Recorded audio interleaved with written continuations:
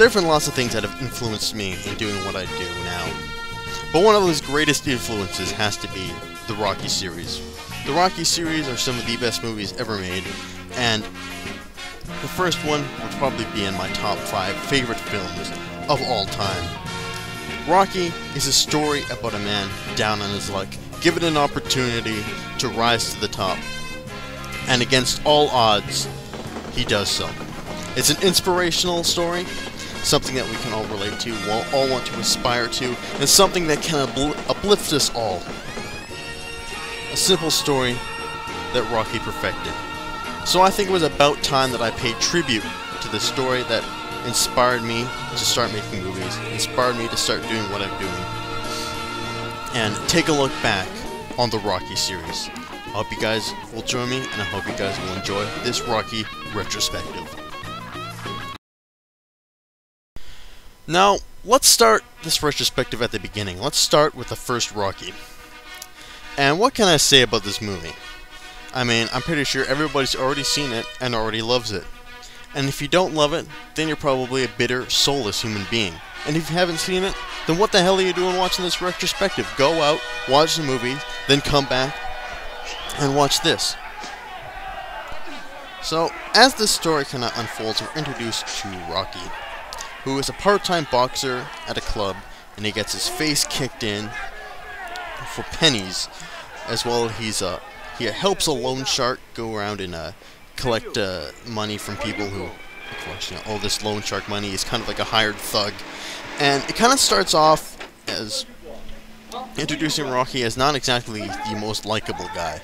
Like I said, he's kind of like a brute that gets his face beat in and goes around collecting money from people. But very quickly, the story shows that Rocky actually has a kind heart, and he's a good person. He refuses to break this guy's thumbs that owes his boss money. He refuses to steal his jacket. On the way home, he walks home this little 13-year-old girl who's hanging out on the side of the street smoking with the bad kids, telling her to get her life in order, stop smoking, stop swearing, don't be a whore, kind of sort of deal. And it really sets the groundwork for what kind of character Rocky is going to be. Now, Rocky's kind of got this crush on this shy store clerk, Adrian. And Adrian's a tough girl to read when you first start this movie out. Like, I showed this movie to my girlfriend recently, and she was saying, like, man, I think Adrian's terrified of Rocky. And I gotta admit, she does look absolutely terrified of Rocky, because Rocky comes in and he starts hitting on her, and he tells her a new joke every day, and he kind of offers to walk her home, and then sort of take her ice skating. And Adrian really doesn't say anything. Like I said, she just looks absolutely terrified. But as the movie progresses, we kind of learn that she's shy because of the way her brother treats her, that her brother treats her like crap, treats her like a loser, and because of this really kind of abusive relationship, Adrian feels that she's not good enough for Rocky, she's not good enough to have that happiness in her life, and, Rocky's just kind of teasing her and leading her on, that he really doesn't like her. And it's really kind of a sad story. I find Adrian, especially in the first movie, not so much in the next ones, to be kind of a sad, tragic character, and I do feel a lot of sympathy for her. And then there's Adrian's brother, like I said, who happens to be a friend of Rocky's, who's always kind of abusing her and whatever. And he's just kind of an asshole. Like, he's always going on random tangents, and he's freaking out for no real reason, and he's threatened to break Rocky's arms with a baseball bat if he doesn't leave his house. And I don't know, I really don't like the guy. I don't understand why kind of Rocky keeps him around. Rocky treats him good all the time. Paulie treats everybody like crap. But, Rocky still keeps him around. He still stays with him. He's just such a negative character, always bringing everybody around him down. But at the same time, Rocky kind of keeps him with him. And I think there's a big contrast there, because Rocky's a real positive guy, always looking on the bright side, always trying to bring people up. Where Paulie's the opposite. He's a real pessimistic character, trying to bring everybody down, always looking at the negative, and I think these two characters are always clashing with one another. So let's move on to the story. Rocky goes back to his gym and finds out that the owner has moved his locker. And the owner of the gym's name is Mickey, and Mickey's a great character. He's always spouting off grouchy rants, and he's always at the same time giving inspirational words of wisdom. He used to be a boxer himself, he used to be a champion, but now he's broken down and he's old and bitter.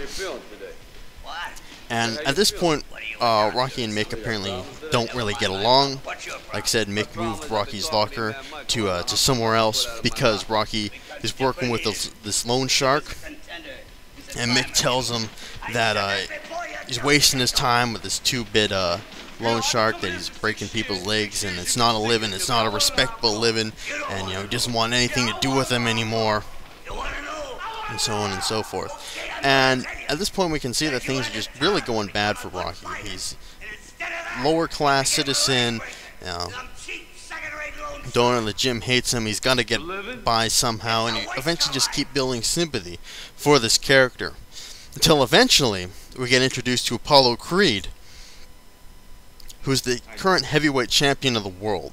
And he can't really find a good fight. All his exhibition fighters keep dropping out on him.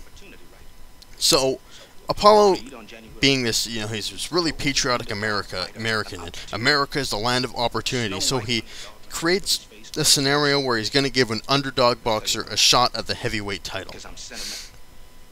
And he kind of looks through the roster and he finds that Rocky's got this catchy name, the Italian Stallion, and he says, "Hey, I'm gonna fight this guy. I'm gonna give him a chance to beat me and become the champion.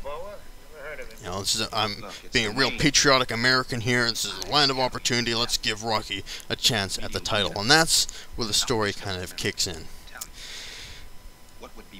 So at first Rocky declines this offer to fight Apollo Creed, but eventually he thinks about it and he takes it because, it'll boost his fighting career, it'll give him a lot of money.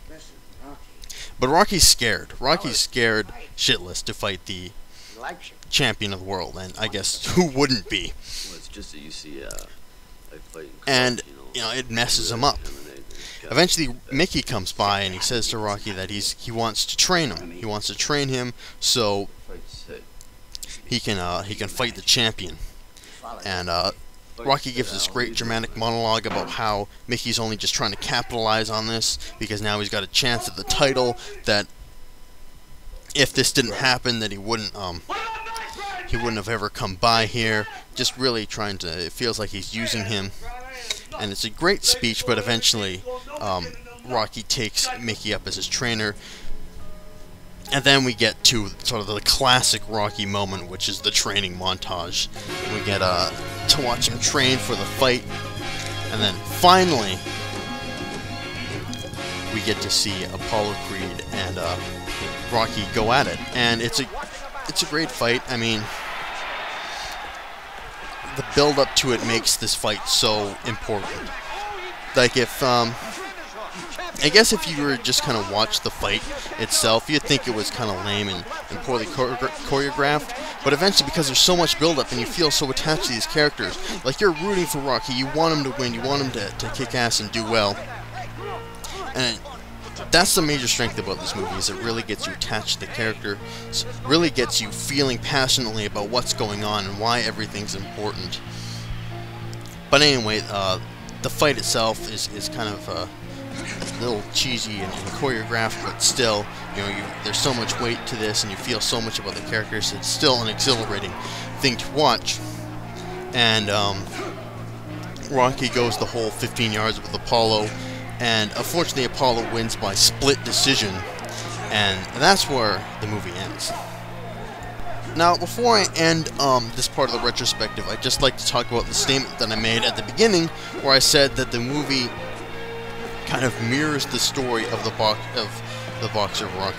What I mean by that is when Rocky came out, no one expected it to do very well. It was on a low budget. No one really knew about Sylvester Stallone at the time.